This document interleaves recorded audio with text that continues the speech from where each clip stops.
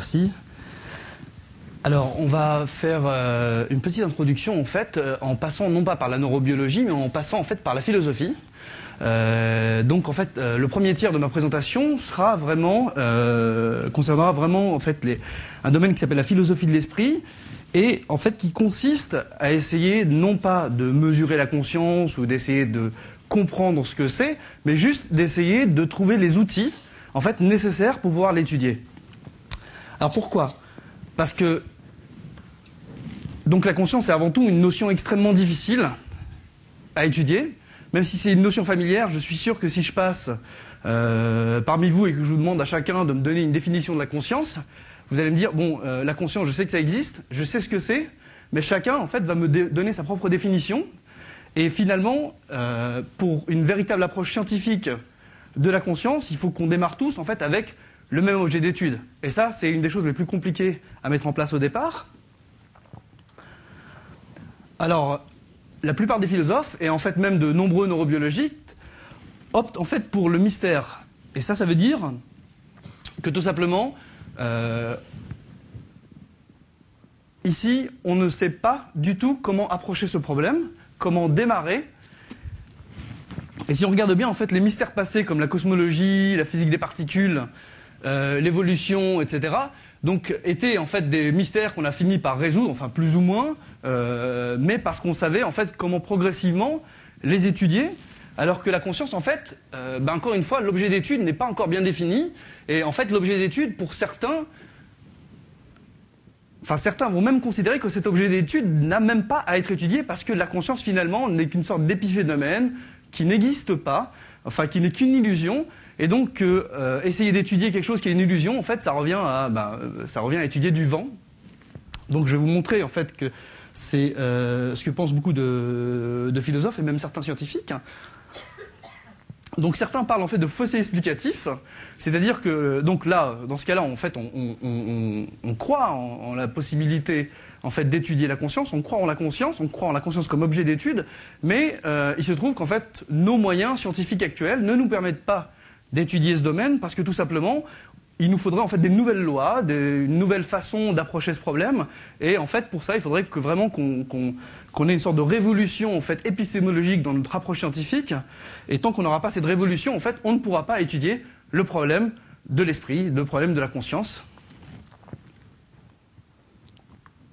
Alors bien sûr, c'est pas finalement, les relations entre cerveau et conscience sont pas une problématique nouvelle. C'est une problématique en fait qui remonte à l'Antiquité et donc qui avant était étudiée sous le biais de ce qu'on appelle le mind-body problem, le problème corps-esprit, qui consistait à essayer d'étudier en fait quelles sont les relations entre d'un côté l'esprit immatériel et de l'autre côté les interactions physico-chimiques dans le corps. Alors, je vais vous donner quelques points de vue qui existent encore. Donc le premier, bien sûr, c'est le plus répandu, c'est le dualisme. Donc on peut comprendre la conscience si on adhère au cadre matérialiste. Pardon, on ne peut comprendre la conscience si on adhère au cadre matérialiste, car la conscience est par définition une substance immatérielle. Donc bien sûr, ça nous fait remonter à Descartes, et bien avant lui aux philosophes de la Grèce antique. Donc Descartes avec la distinction entre la substance étendue, le corps, la res extensa, et de l'autre côté en fait la res cogitans qui elle en fait constitue la matière, la substance pensante, le moi, et donc avec l'idée que les deux en fait seraient en interaction par le biais d'une petite région dans le cerveau qui s'appelle la glande pinéale. Alors il ne faut pas croire que le dualisme est complètement mort, parce que si on regarde bien, même récemment, enfin il y a quelques décennies, certaines personnes, dont des prix Nobel, comme Eccles, ou d'éminents épistémologistes comme Popper, en fait, ont eux-mêmes proposé des théories dans lesquelles ils distinguent entre un monde matériel et un monde immatériel qui, en fait, interagissent par le biais, non pas des neurones, mais par le biais de ce qu'on appelle des psychons, des psychons, on peut dire en français, qui sont en fait les équivalents des neurones, mais pour la vie mentale. Donc on a aussi un autre point de vue qui est le point de vue des pessimistes. Alors ça, il y en a pas mal. Donc en fait, ce que disent les pessimistes, c'est que finalement, en fait, la conscience est un réel problème, mais autant demander, on peut pas l'étudier parce qu'on n'a tout simplement pas les capacités intellectuelles pour pouvoir appréhender ce problème. Et comme ils le disent, autant demander en fait à un singe d'essayer de comprendre la physique des particules, ou la physique quantique.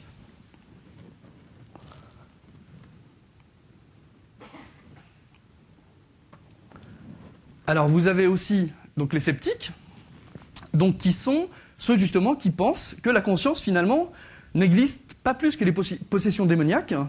Donc d'après eux, en fait, la conscience n'est qu'une illusion. Donc je parlais tout à l'heure d'épiphénomènes, mais d'après eux, en fait, la conscience n'est qu'une sorte d'image que l'on se revoit à soi-même. Et là, on part dans des théories assez compliquées, en fait, sur l'illusion du libre arbitre, l'illusion de la conscience de soi, etc. Mais le point ici, au-delà de cette notion d'illusion, c'est que la conscience, c'est en fait, quoi qu'il arrive, si la conscience est une illusion, il ne sert absolument à rien d'essayer de l'étudier, et on peut absolument s'en passer pour étudier la vie mentale. Et finalement, donc, il y a ce qu'on appelle les optimistes ou naturalistes, qui eux pensent que la conscience est un phénomène réel et tout à fait naturel. Il n'y a pas de mystère, il y a juste un problème très très complexe, mais pas vraiment de mystère, enfin de problème insoluble. Et tout ça finalement n'est qu'une question de temps, et les avancées, les progrès scientifiques en fait vont nous permettre de mieux appréhender ce problème et voire de pouvoir l'élucider. Alors, je vous ai dit tout à l'heure que si je passais parmi vous, j'étais sûr qu'en fait j'allais avoir tout un tas de définitions de la conscience, parce que la conscience finalement c'est probablement quelque chose de très subjectif.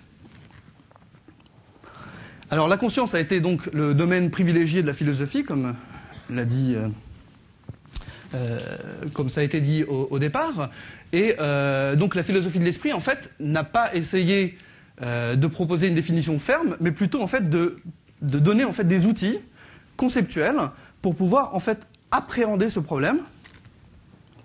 Et donc un des moyens les plus utilisés en philosophie de l'esprit, et qui est réutilisé par les neurobiologistes aujourd'hui, enfin par certains neurobiologistes, c'est la distinction entre la conscience à la première personne et la conscience à la troisième personne. Donc la conscience à la première personne, en fait, c'est la façon dont les états conscients apparaissent au sujet lui-même. C'est-à-dire, c'est le caractère privé en fait de la conscience. C'est la façon, c'est en quelque sorte lié au ressenti. Ce que vous, en tant que personne, vous ressentez de manière consciente, et que néanmoins, enfin, qui n'a rien à voir finalement peut-être avec ce que vous allez décrire, et qui en fait va correspondre à la conscience à la troisième personne. Donc la conscience à la troisième personne, c'est vraiment la façon dont les états conscients apparaissent à l'observateur extérieur.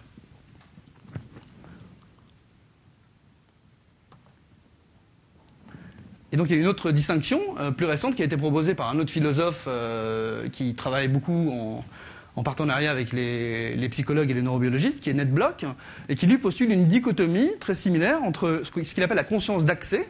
Donc c'est la capacité pour le sujet d'accéder au contenu de certains de ses états mentaux, c'est-à-dire ceux que le sujet peut décrire de manière verbale, ou encore à partir desquels il peut effectuer certains raisonnements ou certaines actions. Donc cela, ça réfère en fait à la conscience à la troisième personne, parce qu'en fait c'est ce que le sujet peut vous décrire.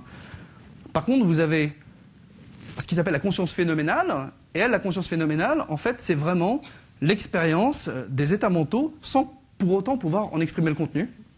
Donc un exemple typique, c'est par exemple le fait de ressentir un état de mélancolie. Donc essayer de décrire un état de mélancolie, c'est extrêmement complexe. Et pourtant, c'est quelque chose que vous arrivez à ressentir. Et alors, ça, c'est des distinctions qui sont extrêmement importantes,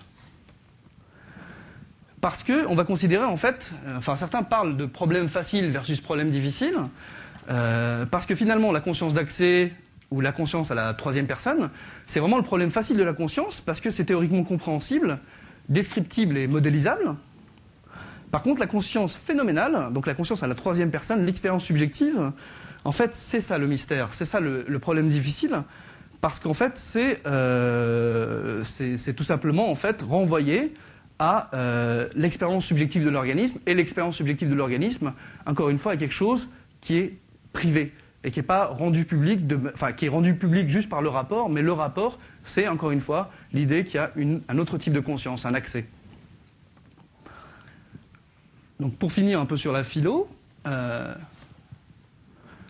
donc ça renvoie en fait à une question qu'a posée un philosophe il y a quelques décennies, qui est qu'est-ce que ça fait en fait de ressentir ce que ressent une chauve-souris.